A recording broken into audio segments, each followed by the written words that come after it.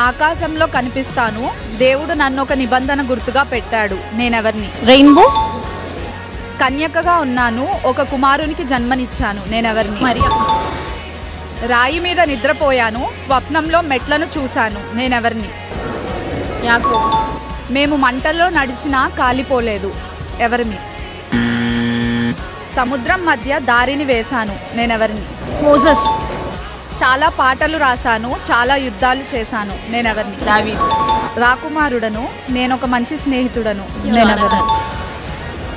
3 రోజుల పాటు చేప కడుపులో ఉన్నాను. నేనెవరిని? యోనా. ప్రసంగించిన వెంటనే రాళ్లతో చంపబడ్డాను. నేనెవరిని? సెవెన్.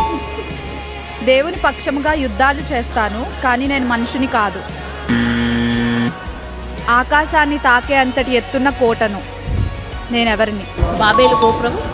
పవనములోను తుఫానులోను నిద్రపోయాను. నేనెవరిని? జీసస్.